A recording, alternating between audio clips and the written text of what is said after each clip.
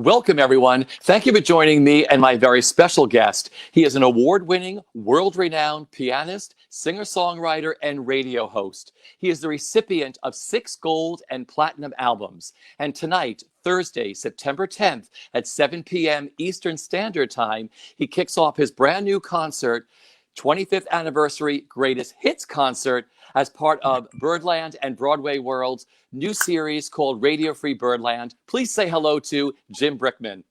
Hey, Jim, how are you? Good to see you.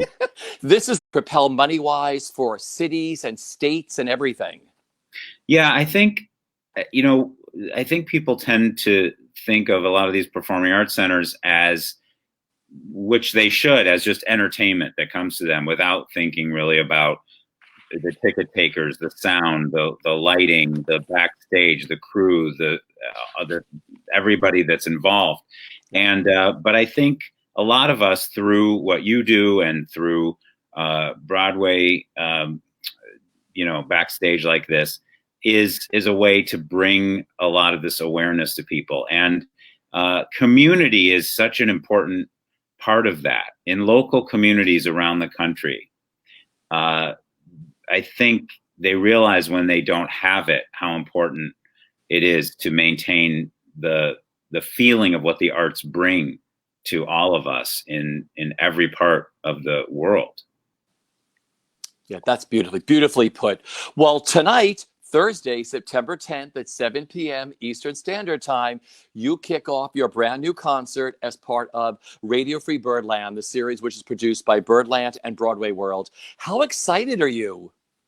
It was such an amazing experience. And, I've been such a fan of Birdland for so many years. I've met so many people. Jim Caruso, of course, is a wonderful supporter of my music and always has been. And so this was a wonderful opportunity to bring the concert experience to people to a different audience that maybe not used to seeing my show. So what was it like, since, we live in this pandemic where we can't have audiences or anything else? So maybe you're used to this. I've spoken to a lot of people who have done this. They thought it was like they had to get used to it, like no audience, no applause, and you're doing this big show. But of course, you've done television specials and, I'm sure you filmed things without an audience. What was it like for you filming your concert at Birdland? There's a rhythm that you get into, but it's a different rhythm than you're used to. So especially if there's a lot of monologue, if you're just playing songs, I think it's easier to just, go to the next song. And it's weird not to have the applause, but in your mind, you know where that goes. The energy, of course, is different, but I think that the biggest challenge is if you do a lot of monologue and storytelling, which I do. Yeah, that's where you notice it the most, because on stage you get a rhythm with people's reaction to something you're saying, whether it's a laugh or whether it's just an emotional connection. And so that's what I miss the most, is the timing. It's almost like a comedian that would tell jokes. You have no barometer of whether it's working or it isn't working. Well, listen, this is your 25th anniversary concert. First of all, congratulations on that milestone. Thank you. Jim, what does that milestone mean to you, and what can the fans expect with this show? Well, when you do an anniversary, of course, you got to do the hits. Yeah. So primarily what you'll see tonight is all of the hits, and something that I don't often do, which is sing a lot of my own songs. Most of the time, because I'm known as a songwriter instrumentalist, I'm not known as much for singing my own. Usually it's a great duet with an amazing artist. A lot of the songs I'm singing tonight are songs that I collaborated with everybody from Johnny Mathis to Olivia Newton-John to Lady Antebellum to Michael W. Smith to Wayne Brady to, any of these stars that I've gotten a chance to duet with. But tonight I'm going to be singing songs of mine like The Gift and Valentine and Love of My Life. It's Simple Things. A lot of these songs that have become known. And so, yeah, 25 years is when you do the hits for people. But that milestone in general, I mean, 25 years, you've worked with everybody. I mean, I've been going through some of your stuff, which we'll talk about, but I was like, wow, 25 years, this incredible career you've had of writing and performing with people and your radio show and just everything. What does 25 years mean to you, Jim? Well, I've spent so much of it on the road and performing. And, I really am so thankful that the music has connected with people. Yeah. When you're a songwriter and an artist, what you want the most is for what you put out in the world to be taken the way you intend for it to be. There's nothing worse than somebody who hears a song and doesn't understand what you meant to do with it, because then you lose that emotional connection. So to me, it's been an unexpected journey. It was not something that I ever had planned on. For a long time, I was a jingle writer. I wrote commercials for TV and radio. I did not have any designs on becoming a recording artist or a performer. It was not in my plan or trajectory. And so when that's the case, and you don't spend your growing up thinking, I want to be on a stage, that's, when you don't have that mentality, every part of it is a new experience and a unexpected surprise. I would never have thought it would be talking to you, or on a stage at Birdland, or on stage at Carnegie Hall, or, and so every part of that, as it goes over these years, is always a adventure and a welcome opportunity to share my music with people. Yeah, just beautiful. We're going to talk about some of your highlights, but I want to say again, Birdland and BroadwayWorld are presenting Radio Free Birdland, the brand new pay-per-view concert series featuring exciting Broadway, jazz, and cabaret performers. Each show is filmed with 3 cameras, state-of-the-art sound and lighting, socially distanced musicians, and no audience. New shows air every Tuesday and Thursday at 7 p.m. And Jim's concert airs tonight, Thursday, September 10th at 7 p.m. Eastern Standard Time. The evening will also feature a chat between Jim and Jim Caruso. And then the concert will be available on demand for 30 days on BroadwayWorld events, where tickets are on sale, and they're only $20. I know where I'm going to be tonight and for a few more times during that. I want to go back to the beginning. I mean, your mom was probably your biggest hero starting out, because how did music and piano enter your life? I don't come from a musical family. I grew up in Cleveland, Ohio. We didn't listen to records. We didn't go to concerts that much. So my mom, though, wrote for the local newspaper. And when I was about 8 years old, she got the job of concert reviewer for the newspaper, even though she didn't have a lot of musical, experience. But so she started reviewing all these concerts that would come to Cleveland. And of course, because she was the reviewer, it was this eclectic mix of all kinds of shows. And she would bring me to everything from Led Zeppelin to the Carpenters to the Beach Boys to Glenn Campbell to AC/DC. It was, and so I got this very broad view of music. And so I was very influenced by all different kinds of music. And I think because of that, it didn't really hold me to any sort of, we're country fans in this house, or we're Broadway fans in this house, or something like that. Because I love that, because of course, you started on classical, then you got interested in the pop world. And then I love that when you were in college, you turned your college dorm into an advertising company. Well, writing jingles. I had always had a knack for writing hooks and themes. And, I loved, my writing was very good, but all my songs were very short. Because when you're a teenager and you try to write songs, you haven't had enough life experience to write heavy duty songs. You have nothing to draw on for content. So I loved writing jingles, and I would just write these at home for fake products, just for the fun of it. And so while I was in college, I thought I want to try to do this for real. So I set up my answering machine in my dorm room, and I said, "This is the Jim Brickman Productions, leave a message," that kind of thing. And I actually got work, and I got really good work over the years, and it really honed my skills into a great singer. I would come to New York and hire the top jingle singers, and they were so kind to me. This in the 80s and early 90s.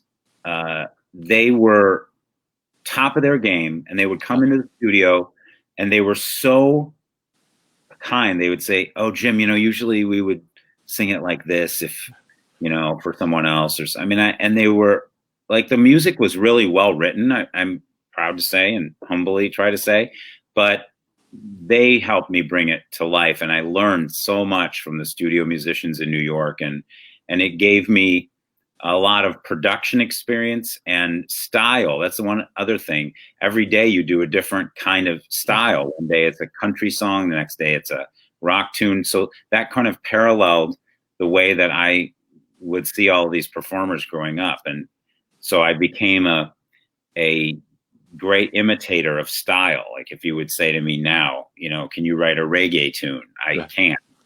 So it's that helps when you're a songwriter, because you can try so many different things.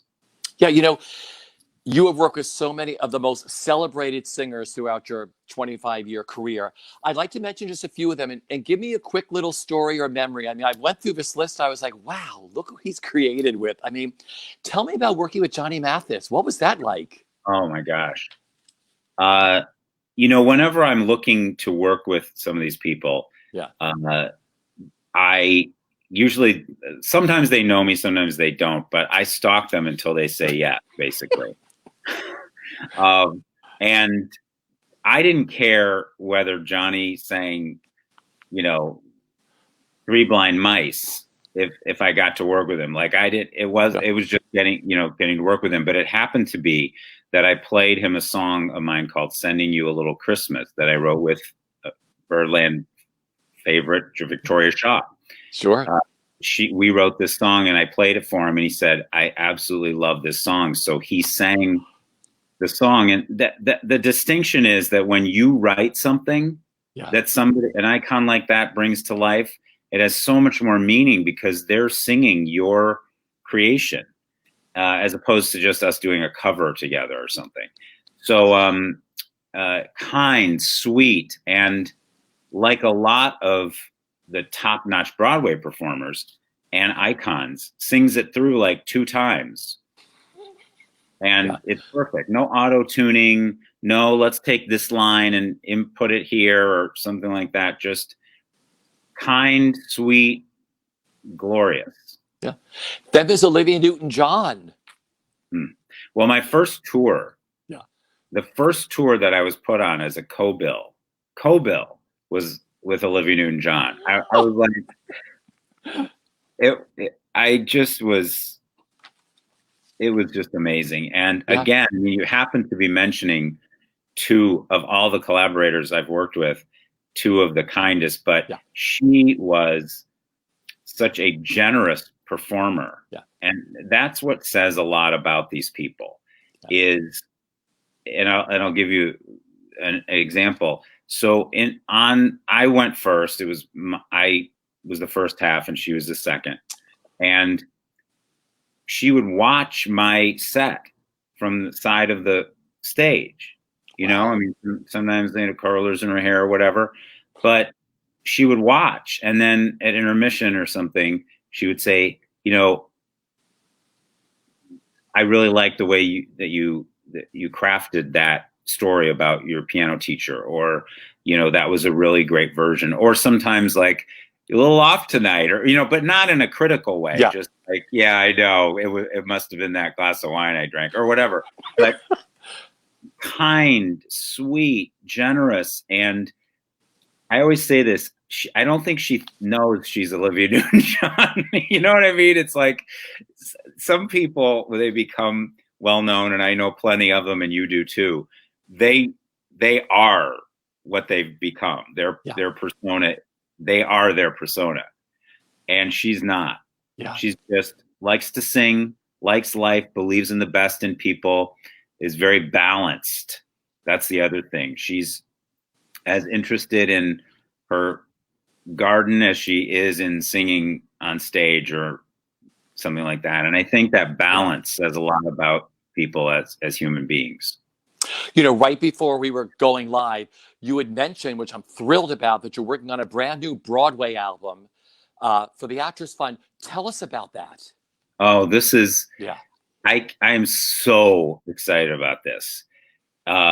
So, you know, in the spirit of giving back, like we are with all of the theaters around the country, my heart really goes out to so many of my contemporaries and people who are challenged. So Actors Fund has been doing such amazing work. And so I've been supporting them along the way, but this is a project that is going to be a Christmas album, Brickman for Broadway, it's called.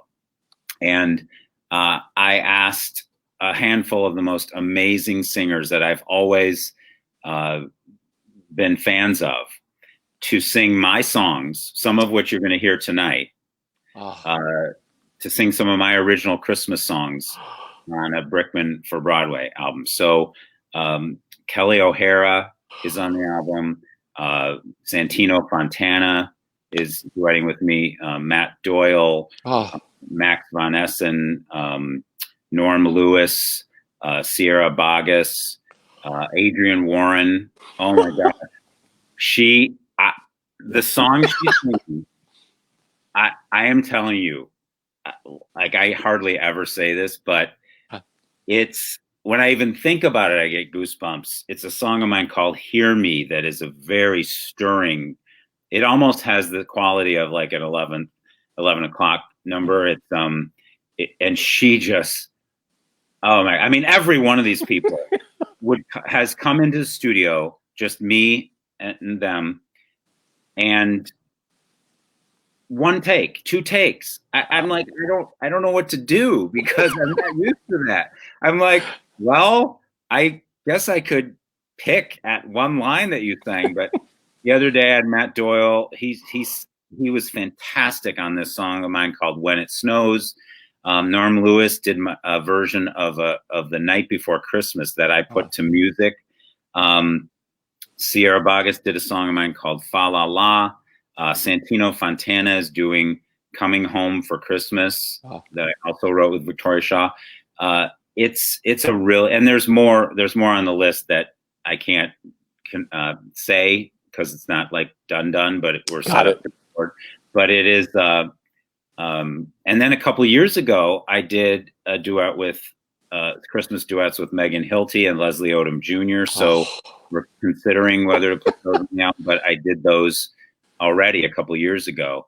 And so what I didn't expect, because I'm not really known as a Broadway, you know, insider per se, that so many of these singers were fans of mine, not knowing, you know, or grew up with my music, which is always like, oh, right, that's right. Of course, you're in your 20s or something like that. But you know, my mom used to play your music, and I'm a big fan. So, but I'll take it any way I could get it. And they have been just incredible. And hearing my songs brought to life by great Broadway singers. So we're going to do a live stream with Actors Fund Thanksgiving weekend. That's going to feature all of these artists. So thank you for this exclusive. This is fabulous. When you started to tell me about this, I had goosebumps just of you naming all my favorites. I mean, you know, I love all these people.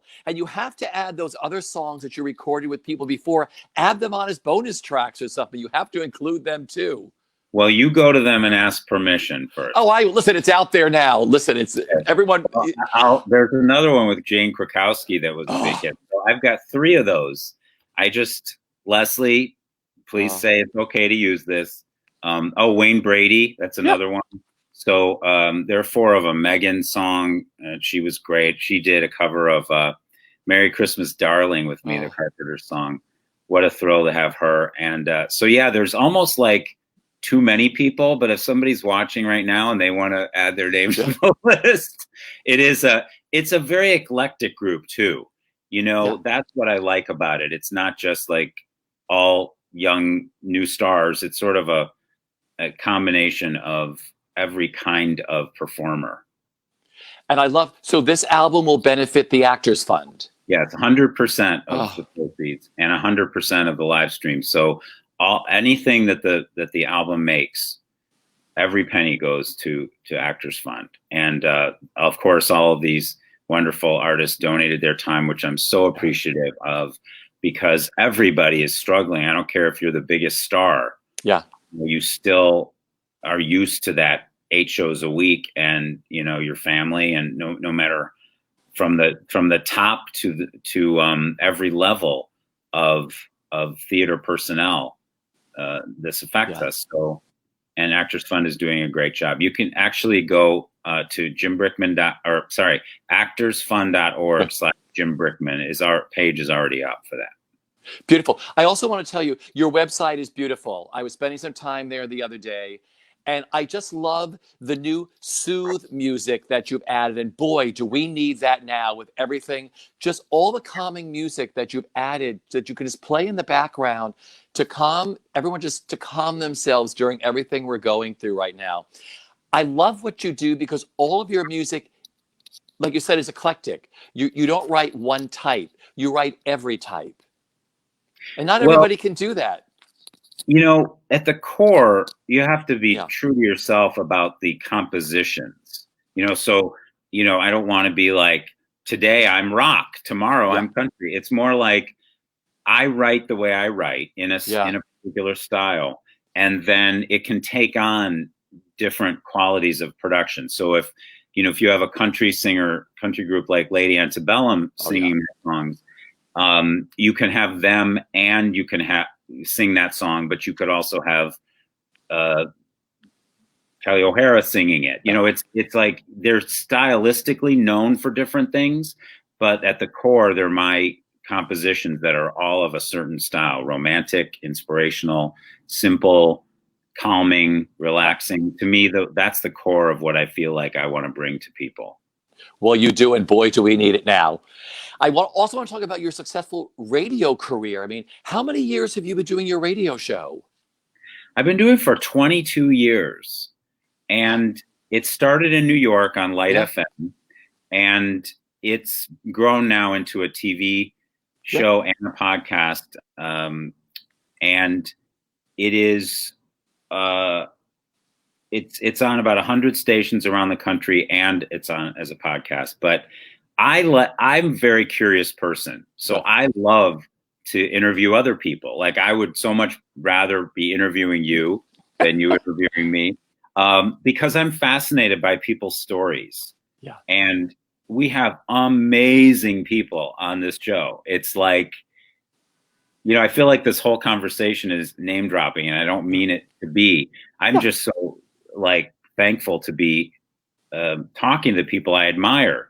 You know, just in the past few months, I had Bette Midler, I had Dolly Parton, I had Train, I had Carrie Underwood, yesterday I had Christina Aguilera. I mean, I get a chance to talk to all these people, and what's more, a lot of times because of the show, I get to work with them, because I'm like, hey, do you want to do a song? Oh, I know. I forgot to mention this. On the Brickman for Broadway, Dick Van Dyke is on it. I was flipping. I worked with him. He's 93 years old. Yeah. And he's singing on the album with Jane Lynch. It's a duet with me. And he's going to be a guest on the live stream as well for Actors Fund. But, so yeah, I had him on the show as an example. So I've been a fan of yours. I mean, Mary Poppins was the first movie I ever saw. So me too. 4 years old. Yes. So we're on the same age. Yeah. Yeah. It made me want to make music. It really did. And so when he was on the phone being interviewed, I was like, do you want to sing on my album? So it brings relationships, not only to bring relationships to me, but it also tells their story, and I get to find out about them and their struggles and their successes and their path. I'm fascinated by people's biographies. Yeah. You know, I want you to give one big shout out to a music teacher that changed everything for you. Is it Marshall Griffith? Yeah, thank you for saying that. You know, teachers are everything for people. I know you hear quite often on an acceptance speech, especially in Tony's, people thanking a teacher because they change our lives. If you have a teacher that's an advocate for you, it completely changes your outlook, because there's somebody who believes in you. And sometimes, even though parents can be very supportive, and so many of us do have supportive parents, if they don't understand creatively what you might be going through, then a teacher can change that. And so teachers get, you know, they should be way more celebrated than they are in every aspect. So Marshall, you know, he used to say to me that, you know, you can do anything you want. You know, there's no such thing as a good song or a bad song. It's your song that you're putting out into the world. And, you know, I was 12 or 13, and he, you know, it changed a lot for me. Yeah. Well, I knew that. And we've all had someone in our lives like that. You know, we're just about out of time, but I also want to mention just your Brickman on Broadway album, which I love. Is that an EP album that's available now? It's coming. Well, the Brickman on Broadway is a double album with the Brickman for Broadway that's coming out, the Christmas album. So we've been sneaking some covers. One side of the disc is side, you know, it's a double album, double CD. One side is my covers of my version, solo piano versions of songs from Hamilton, songs from Waitress, songs from Dear Evan Hansen, and all the popular ones. And then the other side is all the Broadway stars singing my Christmas songs. That's fabulous. And again, there's your 25th anniversary greatest hits album. Just terrific. Like I said, we're just about out of time, but I have had such a great time with you today. And I want to tell everybody again, tonight, Thursday, September 10th at 7 p.m. Eastern Standard Time, Jim Brickman will be in concert as part of the Radio Free Birdland series, which is produced by Birdland and BroadwayWorld. Birdland's Ryan Patternite produces and directs, and Jim Caruso also serves as producer. The concert will also feature a special chat with Jim and Jim Caruso, and then the concert will be available on demand for 30 days on BroadwayWorld events, where tickets are now on sale for $20. Jim, I want to thank you so much for dropping by today and catching up with me. I've been a huge fan of yours for many years. I have all of your albums and CDs, so I want to thank you for that. It's my pleasure. I look forward to seeing everybody tonight, so please tune in. Until the next time, everybody, wear a mask, stay safe, and we'll see you soon. Take care.